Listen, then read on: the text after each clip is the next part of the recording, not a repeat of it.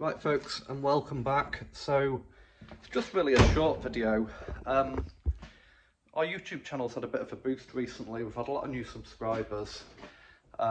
Been going for about 3 years now. I think it'll be 3 years in October. Well, we're the 1st of October. So it's been going about 3 years now, and we've had a lot of views. YouTube's been favouring some of our videos recently.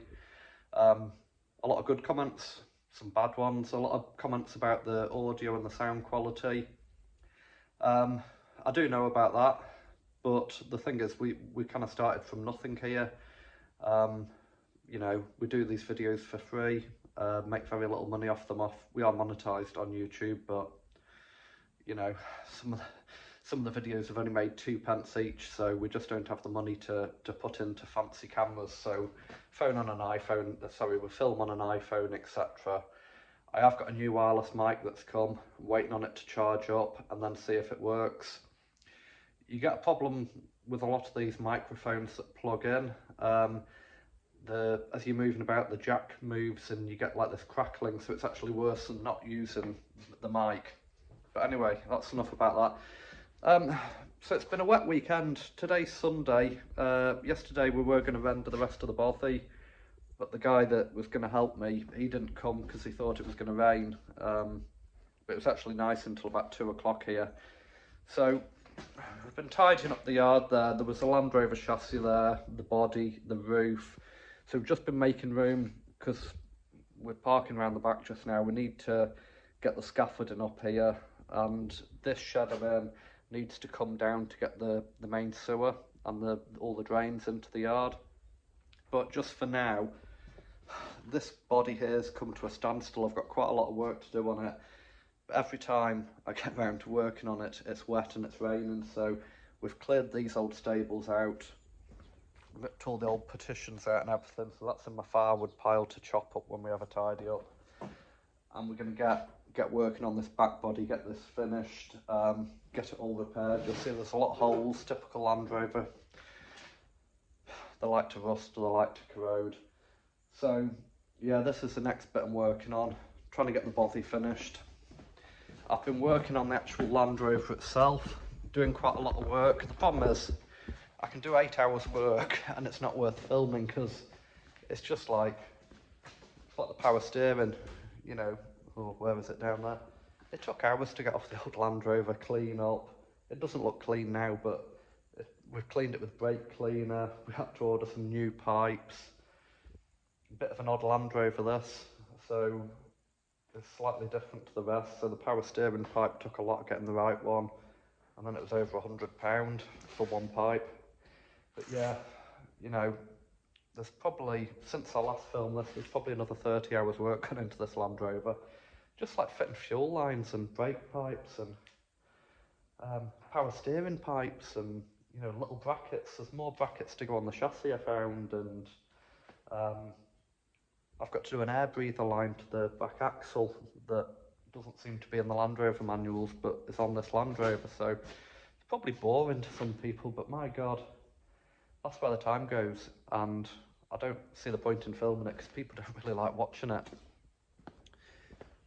Probably see the dumper loaders moved. That came to a standstill because of the charging system, and it's a synchro charging system. And I've asked my mechanic, I've asked people, absolutely nobody knows how to wire that up. But then by chance, me and Heather went down the pub last night, and we were talking to a mechanic that used to work for a local plant hire machinery company, Loose Bay, that big contractors, and he's worked on these dumpers, and he told me where the wires go, and it was as simple as that. So I'm going to probably, in a minute, I'm going to have a go at wiring that up, put the new battery terminals on, and try and get a charge in. But it's one of those things that, see, YouTube and Facebook is absolute, I don't particularly like YouTube or Facebook because of people's comments, opinions, people giving you a hard time. But it's an absolute brilliant resource because normally you can find on YouTube a video where somebody's done something like this, but I couldn't find any videos on this. I'm on a few Facebook groups like Dumper Facebook groups, Lister Engine Facebook groups, and I posted on all those, and nobody could tell me how to do it. And then a guy down the pub tells you exactly where the wires go. It's pretty amazing, really. But yeah, so as I was just saying there, well, about 4 hours later, so it doesn't look very good because it's not the right rectifier for this dumper. It's for a Kohler engine, but it does the same job. It's what I was sent from the Lister Petter dealer. So that's the way it needs wired up. It's wired up now. I've had it running for a couple hours. The problem is they don't really charge on takeover, they only charge when you're working. So I'm going to take the battery off. I've got some new battery clamps. You probably see that one especially there is a bit dodgy. So I'm going to put new battery clamps on, tidy up the battery leads. I've got the brake reservoir to replace. I've got a new one sitting in the shed. Brand new seat. eBay special Chinesium steel seat. It's broken. I was moving the Land Rover chassis with it yesterday and the seat fell off and I nearly fell off backwards. So that's one of the next jobs. Fix that. Probably gonna have to weld it solid. You know, that was over £100 and that's a total disappointment. I should have just bought a lawnmower seat or something second hand. But yeah, we're getting there with it. A little bit at a time. I am still gonna do what people suggested on YouTube. I'm gonna put an Anderson connector on the back. There was some sort of charging system here, where they've used it to trickle charge it because that's been broken for years. I know there's 2 local mechanics that tried to fix it for the previous owner and they just didn't know what they were doing. That's why I'm kind of funny who I use, you know. There's no point paying good money and something comes back worse than it went in.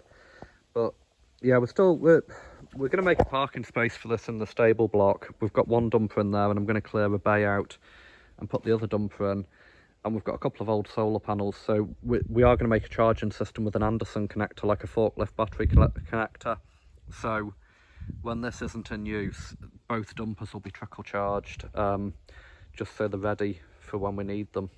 So that's what we're doing. So folks, that's kind of it for today. That's all I've got.